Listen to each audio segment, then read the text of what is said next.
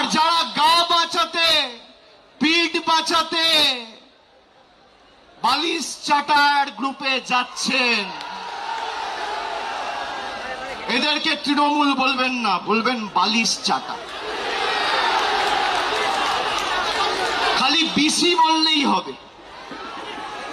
BC, বিসির অনেক মানে হয়। বালিশ চাটা, আমি আর বেশি কিছু বললাম না। হয় পুলিশের কাছে মামলায় ধৃত, আর না হলে মেরুদণ্ড বিক্রি করে বালিশ চাটা ঋতব্রত। এই দুটো ছাড়া আর গদ্দারদের উপায় নেই। আমি বক্তব্য দীর্ঘায়িত করব না, খালি আপনাদের বলবো আপনারা শক্ত থাকুন। আমাদের আগামী দিনের লড়াইয়ের ময়দানে আবার দেখা হবে। বিশেষ করে যে সমস্ত তৃণমূল কংগ্রেসের নির্বাচিত সিম্বলে, তৃণমূলের সিম্বলে, জোড়া ফুল সিম্বলে নির্বাচিত হয়ে যারা পিঠ বাঁচাতে নিজেদের মেরুদণ্ড বিক্রি করে ওদিকে গেছে, আমরা প্রত্যেকটা বিধানসভায় গিয়ে মানুষের কাছে ক্ষমা প্রার্থনা করে আসব। আগামী দিন লড়াইয়ের ময়দানে দেখা হবে। এই অভিষেক ব্যানার্জির দম্ভের কারণের জন্যই তৃণমূলের পতন হয়েছে, খান খান হয়ে গেছে। এই তৃণমূলের হাঁড়ি ভাঙার পরে প্রথম 21শে জুলাই পালন করা হলো।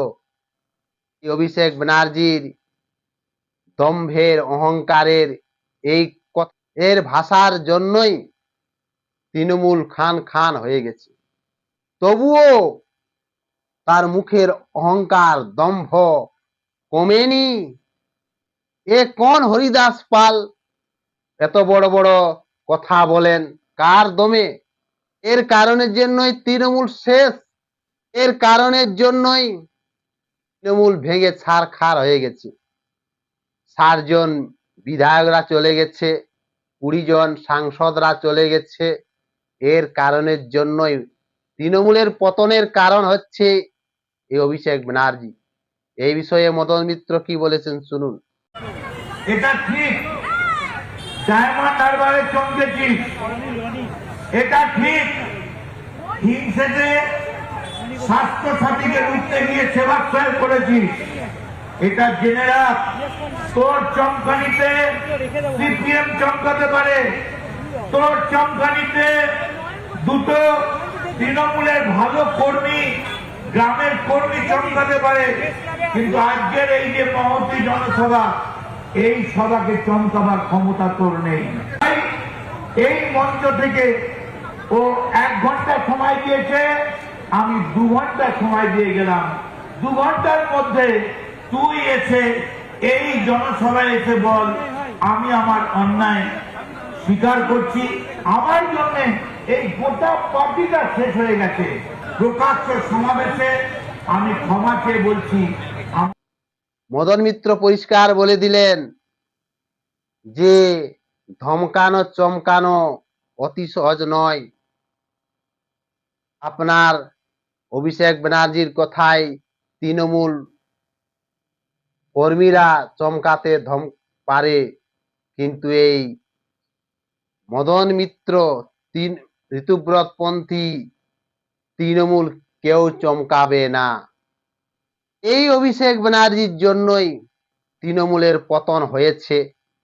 আর শেষ সমস্ত কিছুই, মুখের ভাষা শেষ হয়নি। ডিমের থেপানিও খেয়েছিল, তাতেও তার চেত হয়নি। এরপরে ঋতুব্রত পন্থী তৃণমূলকে বালিশ চাটা বলছেন, তুই তাই বলে বলছেন। অভিষেক ব্যানার্জি বড় ছোটকে সম্মান করতে কোনোদিন জানেনি।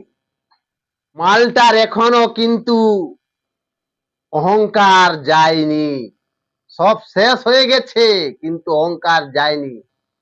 কে ক্ষমতা দিচ্ছে, কার ক্ষমতায় এত বড় বড় কথা বলে? মালটার তো একদম শেষ হয়ে গেছে, কিন্তু অহংকার যায়নি।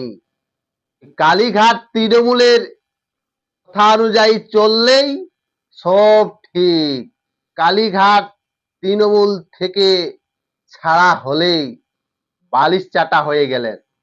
ঋতুব্রত তৃণমূলকে বালিশ চাটা বলেছে। এতদিন তো কাকা, মামা, দাদা বলে বলে রাখতেন, আজ তারা বালিশ চাটা হয়ে গেল। যে স্বাধীনভাবে রাজনীতি করছে তার জন্য বালিশ চাটা। ঋতুব্রত পন্থী তৃণমূলকে বালিশ চাটা বলছে, ডিসি বলেছে। কালীঘাট তৃণমূলের কথা অনুযায়ী উঠতে হবে আর বসতে হবে, তবেই উঠতে হবে আর বসতে হবে, তাহলে চটি চাটা, আর না হলে বালিশ চাটা। তাদের কথা অনুযায়ী না শুনলে বালিশ চাটা।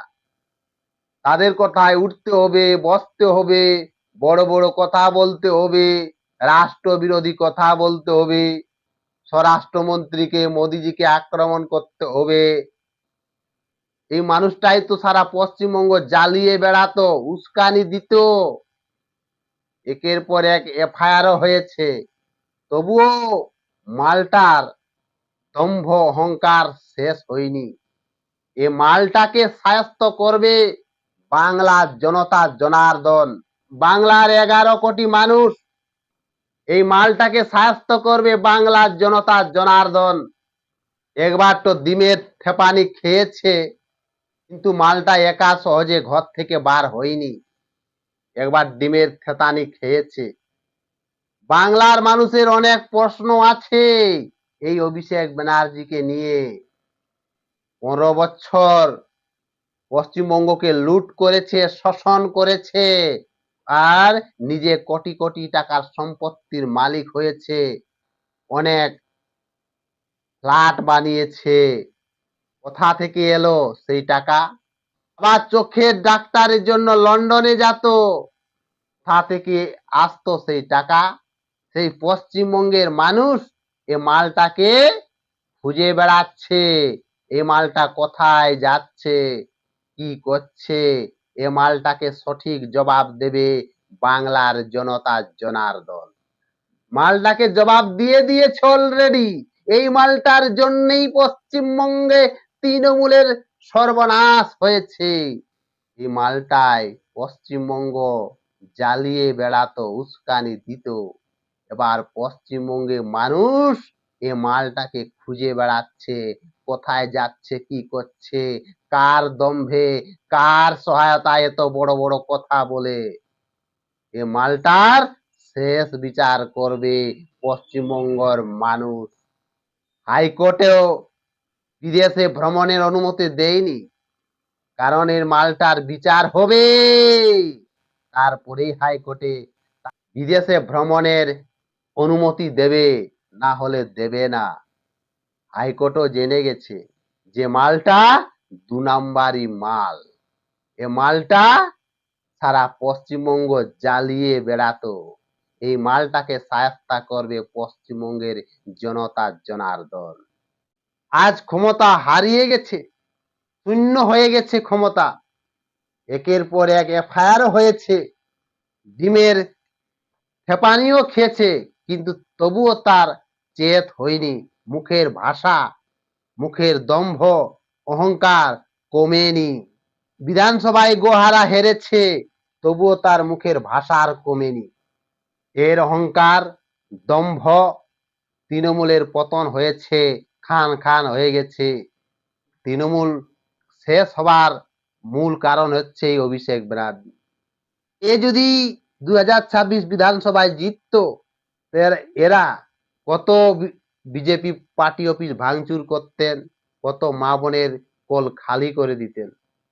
আজ জিতেনি, তৃণমূল শেষ হয়ে গেছে, ছারখার হয়ে গেছে, তবুও অভিষেক ব্যানার্জির মুখের ভাষা, বলি কোনদিন কমেনি। এর বলির জন্যই পশ্চিমবঙ্গের জনতা জনার্দন উপযুক্ত ভোটের মাধ্যমে জবাব দিয়েছে। কিছু জন আছে জেহাদি, তারা জয় বাংলা স্লোগান দিচ্ছে, হাততালি দিচ্ছে। 21শে জুলাই নাম করে কত কি ধন সম্পদ করে নিয়েছে, কত লুট করেছে। আর পশ্চিমবঙ্গ ধীরে ধীরে জহান্নামের দিকে চলে যাচ্ছে। ক্ষমতা থেকে চলে গেছে, অনেক ভালো হয়েছে, কিন্তু এখনো তাদের দম্ভ অহংকার যায়নি। পশ্চিমবঙ্গের মানুষ উপযুক্ত শিক্ষা দেবে।